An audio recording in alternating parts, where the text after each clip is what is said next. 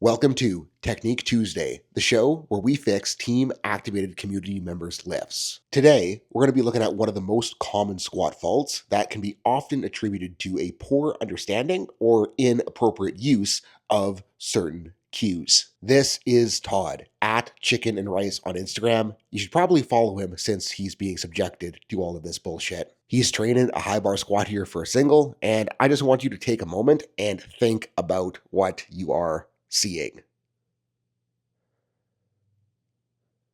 In the community, we had a lot of stuff talking about how his bracing could use work, his positioning could use work, where he ends up in the hole probably isn't the greatest, but I think it all starts with one big mistake. He is just twerking it back into oblivion as he initiates that squat. And I know someone's going to say, but Seth, don't we want to sit back on our squats? Don't we want to break at the hips first? And what I'm going to say to that is absolutely not for the vast majority of raw powerlifters. And an even break between the hip and the knees is going to let you get more out of your quads. And even if you are someone who could benefit from a hip first squat, just throwing it on back and hoping it ends up in the right place isn't going to help you develop a consistent or solid squat. And it all comes back to my first principle of how to not suck at powerlifting. Nothing should be moving unless the thing that is moving is directly moving the bar.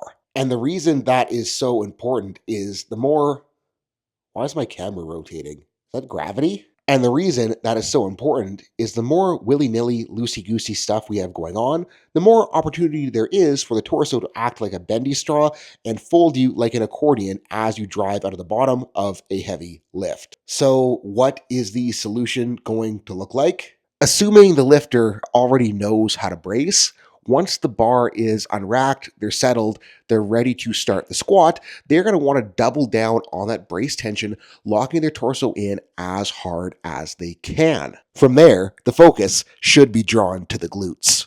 And not just the butt, also the quads too. Because we're going to have the lifter add to their overall brace picture by squeezing their quads and their glutes as hard as they can to create as much tension as possible.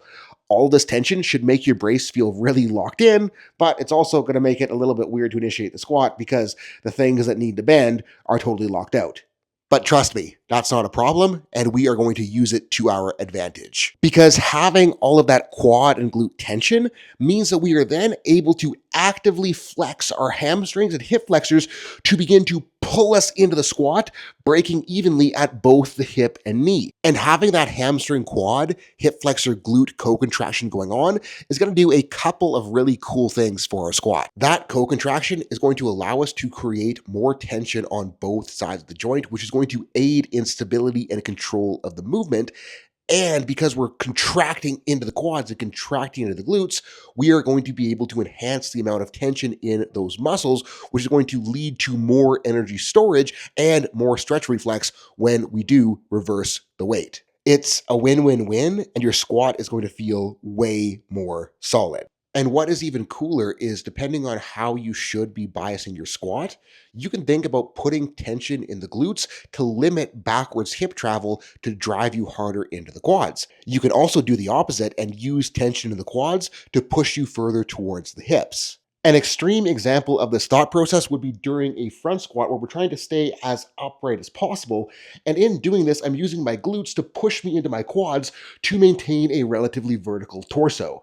The opposite example would be during a good morning where we really don't want any quad at all. So I'm thinking about leg extensioning along the floor to push my hips backwards to allow me to better load into my posterior chain. And if you can't figure out how it should feel, there are a couple of exercises that I like to use to teach the sensation. And they're all going to be some variation of a hip flexor raise. You can do them with a kettlebell attached to your foot. You can do them with a cable attached to your ankle. You can do them standing up. You can do them lying down. What matters is that we're actively trying to pull the leg and foot up towards the torso, and that pull as we're performing the hip flexor raise is the same sensation that we're looking for as we're trying to pull ourselves into the bottom of a squat with our lower body. And if you still have trouble making it click, I suggest playing with the reverse band bodyweight squat that Tom Shepard had me doing at Elite FTS the day where I was really struggling with my own squats. And all you want to do there is hook a band up high, grab onto it, and then think about trying to pull yourself down with your hip flexors and hamstrings as you lower into that squat. So guys, hopefully that helped you fix some of your own squat technique issues and helps put some free bonus pounds onto your squat.